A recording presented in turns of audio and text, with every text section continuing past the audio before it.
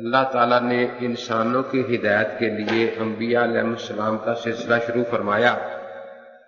سب سے پہلے نبی حضرت آدم علیہ السلام اور سب سے آخری نبی حضرت محمد رسول اللہ صلی اللہ تعالی علیہ وسلم ہے۔ آپ سے پہلے جتنے پیغمبر دنیا میں تشریف لائے وہ برحق تھے۔ آپ کے بعد جو بھی دعوی نبوت کرے اس کے بارے میں نبی اقدس صلی اللہ علیہ وسلم نے ہمیں یاد کرا دیا کہ دو لفظ پکے یاد رکھنا کہ وہ دجال ہے، کذاب ہے۔ لیکن حضرت کی پیش گوئی کے مطابق ایسے جھوٹے نبی ہوتے رہے۔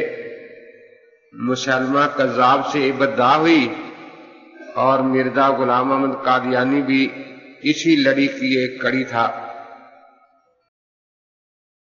میں نے پچھلی دفعہ یہ عرض کیا تھا کہ قرآن پاک میں ختم نبوت کا مسئلہ اور احادیث متواترہ میں اتنا واضح ہے کہ مسلمانوں میں کبھی اس مسئلے میں اختلاف نہیں ہوا۔ لیکن مرزا غلام احمد قادیانی نے جب دعویٰ نبوت کیا تو اس نے کچھ عجیب و غریب مغالطے دینے شروع کیے۔ ترمذی شریف میں حدیث پاک ہے، نبی اقدس صلی اللہ علیہ وسلم ارشاد فرماتے ہیں کہ میں آخری نبی ہوں، میرے بعد نہ کوئی رسول آئے گا اور نہ نبی آئے گا، لا رسول بعدی ولا نبی۔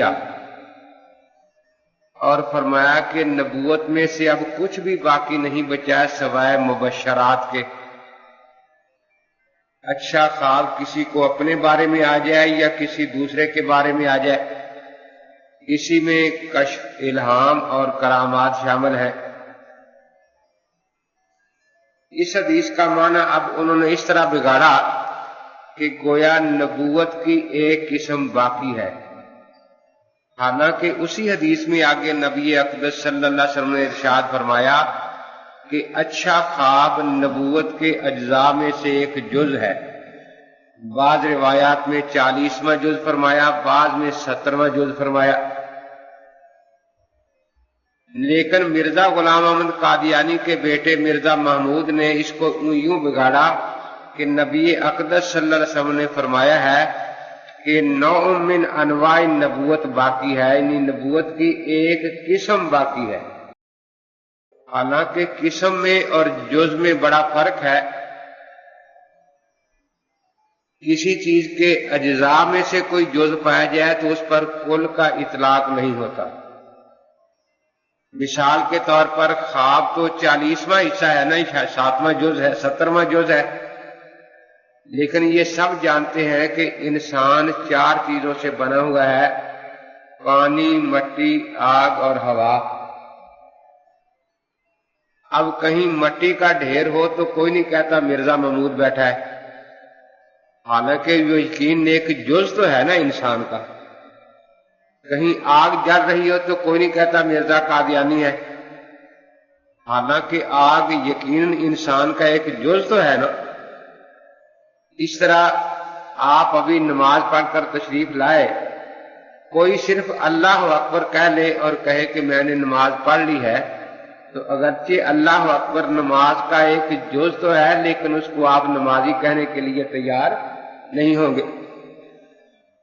قرآن پاک میں لفظ قارون آتا ہے، فرعون آتا ہے، لیکن کہیں لفظ قارون اور فرعون لکھا ہو تو آپ یہ نہیں کہتے قرآن لکھا ہوا ہے۔ تو غلام احمد قادیانی نے یہ دھوکہ دیا کہ جز جو ہے اور اجزاء کو انواع بنا لیا، اور پھر یہ کہا کہ جب نبوت کی ایک نوع باقی ہے تو معلوم ہوا کہ نبی کا لفظ حضرت کے بعد بھی استعمال ہو سکتا ہے۔ قرآن پاک کی قطعی آیات اور متواتر احادیث جو ہے اس کا اس نے خلاف کیا۔ تو مقصد یہی ہے کہ مبشرات باقی ہیں، نبی اور غیر نبی میں اب امتیاز یہی رہ گیا، مبشرات، الہامات اور مکاشفات اولیاء اللہ کو بھی ہوتے ہیں، کرامات ان کے ہاتھوں پر بھی ظاہر ہوتی ہیں، لیکن وہ نبی نہیں کہلاتے۔ تو پھر نبی کی تعریف میں اصل جو اس کے ساتھ خاص ہے وہ احکام شرعیہ ہے۔ حضرت موسیٰ علیہ السلام کی والدہ پر وحی ہوئی تھی یا نہیں؟ وَأَوْحَيْنَا إِلَىٰ أُمِّ مُوسیٰ، لیکن اس وحی کے باوجود ان کو نبیہ نہیں مانا گیا۔ اور شہد کی مکھی کی طرف بھی وحی ہوئی، وَأَوْحَىٰ رَبُّكَ إِلَى النَّحْلِ، لیکن اس کے باوجود اس کو نبی نہیں مانا گیا، کیونکہ نبوت کے لیے وہ وہی شرط ہے جس میں احکام شرعیہ ہو، امر یا نہیں ہو، حلال یا حرام کے مسائل ہوں۔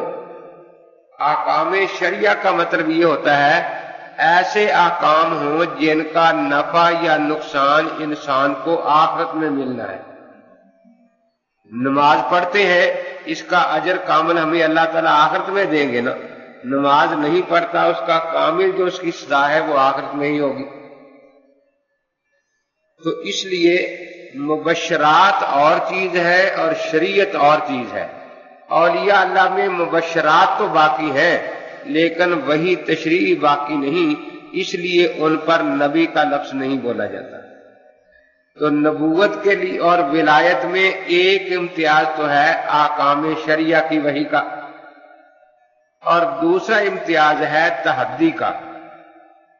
حضرت مولا علی قاری رحمۃ اللہ علیہ شرح فقہ اکبر میں فرماتے ہیں التحدی فرع دعوی النبوہ، کہ کرامات اولیاء اللہ کے ہاتھوں پر ظاہر ہو سکتی ہیں لیکن وہ ولی اس کرامت پر تحدی اور چیلنج نہیں کر سکتا کہ آؤ اس قسم کا تم بھی دکھاؤ کرامت کوئی، کیونکہ عین ممکن ہے کہ اسی وقت اسی دور میں 100 اولیاء اللہ کے ہاتھ پر وہی کرامت ظاہر ہو جائے، لیکن نبی اپنے معجزے پر چیلنج کر سکتا ہے کہ ساری دنیا مل کر اس کا مقابلہ نہیں کر سکتی، کیونکہ نبی کا معجزہ ساری امت کو جھکانے کے لیے ہوتا ہے، اور پیر کی کرامت صرف اپنے مریدوں کے لیے ہوتی ہے کہ ان کے دل میں ان کی عظمت بیٹھ جائے ذرا۔ اس لیے نبی کے ہاتھ پر اس زمانے میں جو معجزہ ظاہر ہوتا ہے وہ خرقیات اس زمانے میں کسی کے ہاتھ پر ظاہر نہیں ہو سکتا، اس لیے نبی کو حق ہوتا ہے وہ چیلنج کرے، تحدی کرے، لیکن ولی چیلنج نہیں کر سکتا۔ عین ممکن ہے کہ کئی اولیاء اللہ کے ہاتھوں پر وہ بات ظاہر ہو جائے۔